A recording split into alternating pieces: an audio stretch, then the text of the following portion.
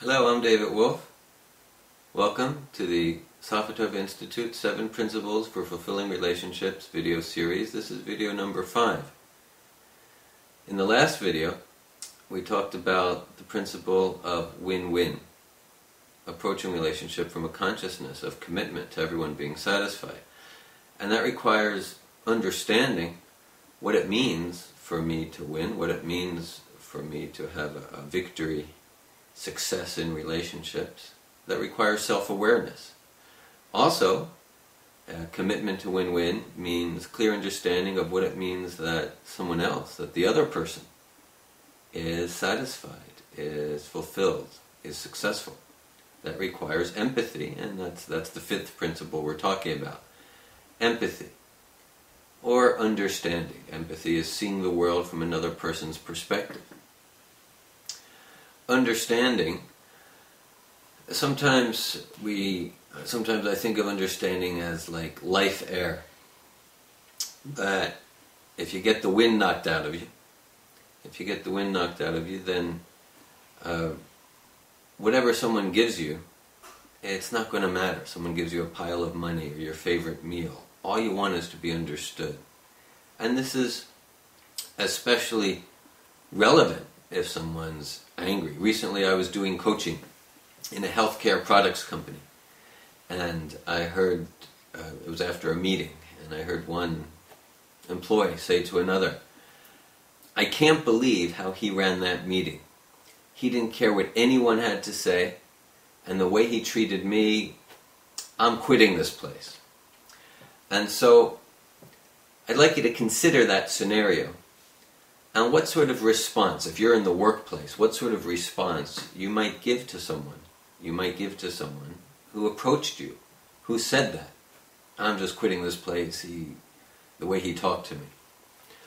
So let's consider different responses and the effects it might have on the speaker, the person who expressed that.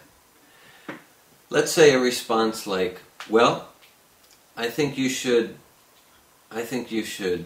immediately speak to the supervisor, to the chairman of the meeting." Now, what's happening in that sort of response? What's happening is we're giving advice. Now we might think it's good advice, not good advice, but it's advice. And so that's what we're looking at here, the nature of the response itself and the effect it might have on the person speaking. I know often if I have an emotionally charged situation and someone gives me advice, immediately I might feel not respected, like kind of disempowered, like I wasn't heard. Let's consider some other responses. What if I said to the person, "Well, you better watch what you say and to who, or you're going to be kicked out of here before you can even quit"? So what's happening there? We're warning, we're threatening. In the Sattvic programs, the Sattvic Institute programs is based on a system of self-realization that we call Transformative Communication. So we do everything from 1-hour workshops to 11-day courses. And in our longer seminars, people go very deep, profound introspection and realization. And we start with communication. We start with communication, creating a sacred space in communication to allow deep introspection and profound interpersonal interaction. And what we look at first is what doesn't work. What doesn't work in communication. We look at what doesn't work. And things like advising, warning, arguing, defending, attacking, these can be seen as potential roadblocks to effective communication. Now, of course, all of those ways of communicating have their healthy place in good human communication. What we're suggesting is, as an initial response to someone with an emotionally charged situation, there can be roadblocks. Even there could be some nice roadblocks. Let's say if someone says, "Oh, the way you spoke to me, I'm quitting this place." And let's say if I say, "Oh, don't worry, it'll be okay." So you might think, well, it's, we're saying it'll be okay, it sounds nice. I'm playing the role of a magician. Right? Just like by me waving my magic wand, the problems go away. I'm reassuring.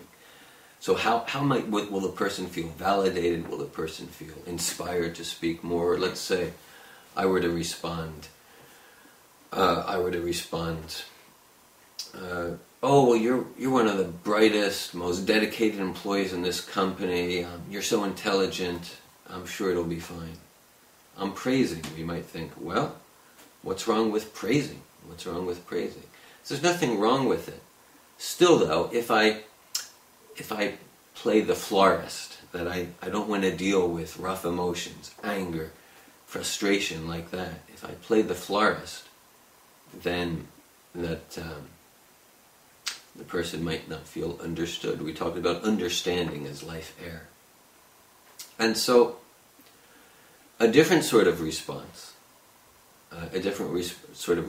might be something like, "I can hear you're really angry at the supervisor because of the way he spoke to you during the meeting. I can hear you feel insulted because you were completely ignored."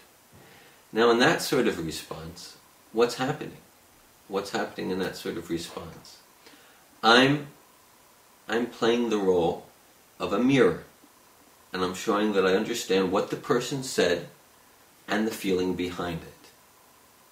What the person said and the feeling behind it. This sort of response to someone with an emotionally charged situation creates a sacred space, begins to create a sacred space in relationship. There's a saying, people don't care what you know till they know that you care. And this sort of empathic, reflective response can be a great way to show that I care. The roadblock response is advising, warning, ordering, psychoanalyzing, like that. They can be more about me, my need to fix the problem, my need to be liked, my need to put you down so I feel better about myself.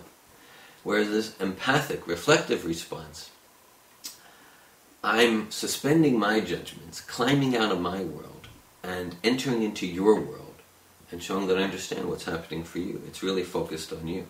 Oftentimes, even we're listening, so-called listening, but we're not really listening to what someone says. I'm not listening to what someone says, I'm listening to what I'm saying, about what someone's saying. Even if I'm apparently listening, I'm actually thinking, oh, well, soon it'll be my turn to talk, and then I'll be able to this and that, and here's I'm listening to my judgments, my analysis, my interpretation. So, deep listening. There's been extensive research about this empathic sort of response, and this is a key for fulfilling relationships, this understanding, this space to communicate and be heard. There's been research, for example, in medicine. They've done research with physicians in two groups. One group of physicians got sued for malpractice, and another group did not get sued. And they compared them on dozens of attributes, experience and salary and socioeconomic class of the patients. And they found that the quality that most differentiated the physicians who got sued from those who didn't was empathy. So that the physicians who did not get sued, it's not that they were necessarily more skilled, but they were trained, they were in the habit of showing empathy, caring more about their patients, so that if something did happen, they were less likely to get sued. It's we can think of communication as like this flowchart, like a flowchart with a receiver sending a message that's encoded, and then a receiver receives the message and decodes it. So where's the problem in communication take place? The problem takes place in the decoding. George Bernard Shaw said, the single greatest difficulty with communication is the illusion that it has taken place. And so this reflective listening as an important tool in our relationship toolbox. This reflective listening is a great way to dispel that illusion. Because if I say, okay, yes, I can see you feel humiliated because she made a joke at your expense, you can confirm that I've understood you. Or if I say, I can see you are so depressed you didn't get that job, then, and let's say I'm wrong, let's say you're actually feeling good you didn't get that job because now you have a chance to pursue your business, then you can, so even though I was wrong, even though my attempt at empathic reflection was incorrect, we're on the same page. You correct me. And so the illusion that communication has taken place is dispelled. So, in the sattvic programs, we focus on becoming a master of communication, and that starts with a master of listening. Listening has been shown to be the most important skill in business management, in an abundance of professions. There's extensive research showing how important communications is, what to speak of in intimate interpersonal relations. And so this sort of response, being expert in this sort of response, builds trust. It fosters self-reflection, just like we use the word mirror. So if I'm speaking and you play the role of a mirror, I get to see myself better. Just like I can't see myself so well if I hold up a mirror. I can say, oh, my hair is like that, my shirt's like that. So you foster my personal growth. You foster my self-realization by effectively playing the role of a mirror, and that in itself will help me to get realizations to solve my own problems. And if I get if you use your skills to help me solve my own problems and resolve my life, that's more powerful than you giving me the answer. Even if you do have some great advice to give me, if you can facilitate me to arrive at that conclusion myself, I'm going to be more likely to own it and commit to it and take it into my life.